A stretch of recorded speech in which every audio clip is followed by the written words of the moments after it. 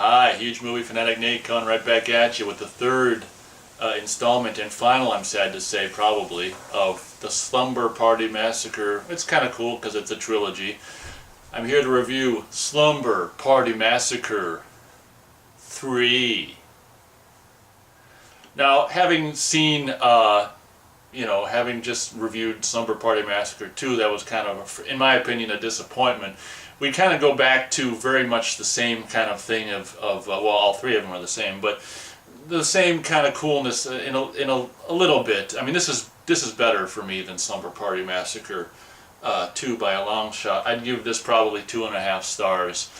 It's very entertaining. You got this character, this stupid nerdy ass character, who's just such a nerd who like delivers pizza. I can't even remember. I didn't watch I rewatched 1 and 2 recently, but I haven't seen this for a while. But I should have, but I just, I'm busy doing nothing and being depressed during the winter, so I just didn't. But I think it's got the same guy from Demonic Toys, Robert Mitchum's grandson. I'm pretty sure it's him, the guy from Demonic Toys who sprays the fire sprayer, makes his face really badass sprayer face, flamethrower face.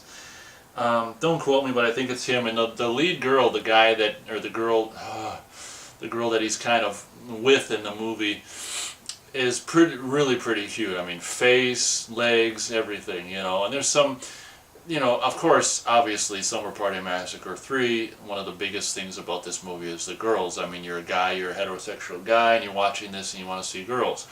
It's very funny because in 1993 I have audio tape of, I was desperate.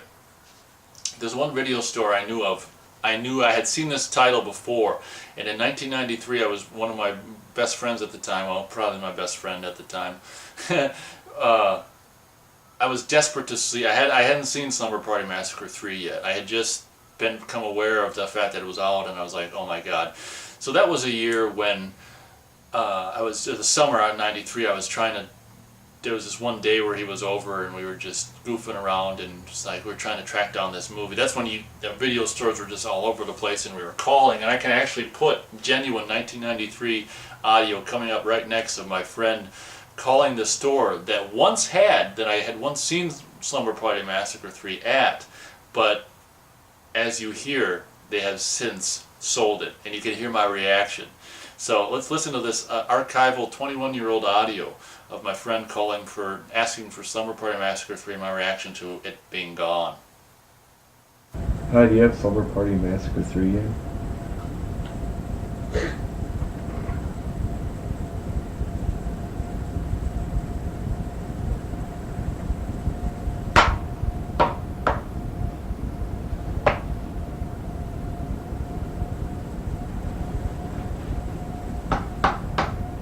Oh, okay, thanks.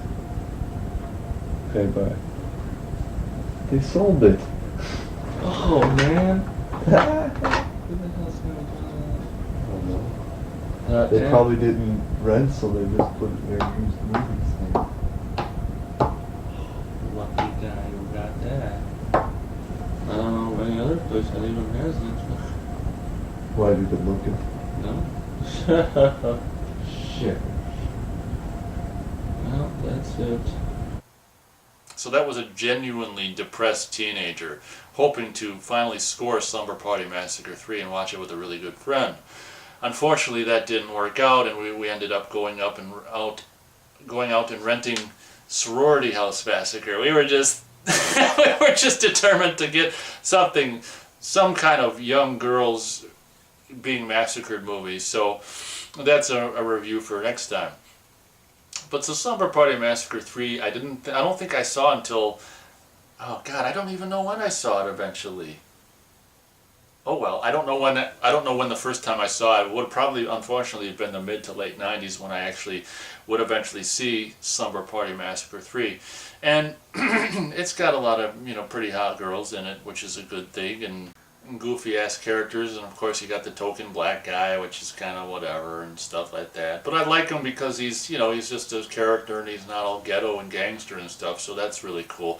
This is kind of made before all that stuff really happened. Probably if it would have been made now, he'd probably be, unfortunately, all ghetto and gangster. But I like how the black guy is portrayed in this movie, so that's kind of cool.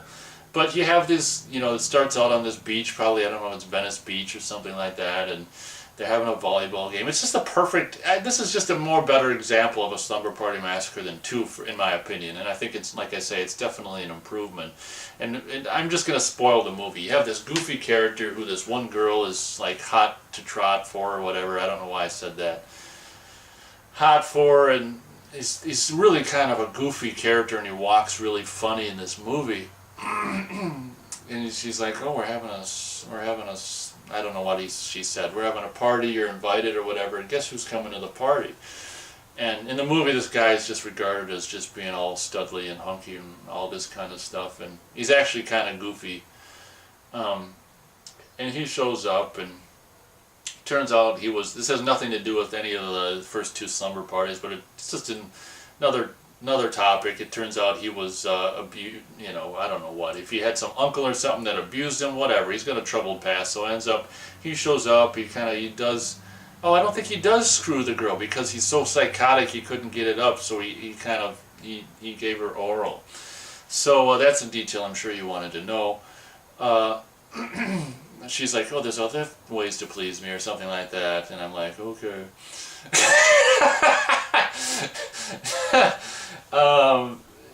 So this guy is a killer and basically ends up going crazy with very similar kind of a drill to the one the guy had in the first movie. And again, I don't know if they cheated. They probably cheated in this movie as well, because it doesn't have it's not a guitar drill in this movie. It's back to good old-fashioned normal kind of drill with a big old bit. So, you know, this is a really cool, competent, just B horror movie. And if it's going to go out, what the hell, this is a better way to go out than 2, definitely. And it's interesting side note, the woman who I don't know her name, but who played Sandra in Friday the 13th Part 2, who, you know, I absolutely thought was so hot in Friday the 13th Part 2, makes a brief appearance in this movie, who's, strangely enough, this is like, what, 10 years later, and she's like, looks like she aged 30 years.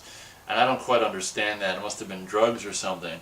But Marta Koblar, or whatever the hell her name was from Friday the 13th Part 2, who played Sandra, is like the pizza delivery girl in this, who seems to be, if memory serves, walking right down the middle of the street with the pizza or something. And that goofy guy, I can't remember his name, but he's like a nerd guy who crashes the party, takes her shirt and the pizza from her to deliver, so that way he can crash a party and be like, I'll probably put a clip on here of his entrance as the pizza guy. He's just such a nerd and so awesome, it's so dumb. I had in a perfect world, it would have been so great if we were able to get our hands on Slumber Party Massacre 3 on that summer day in 1993, but whatever, we had a laugh with Sorority House Massacre as well, so I guess I pretty much covered Slumber Party Massacre 3, the last of the series, unfortunately, I think, Slumber Party Massacres. But a very tried and true kind of, with ups and downs, mini franchise trilogy, and thank you very much for watching, and we'll catch you next time. Have a good slumber party.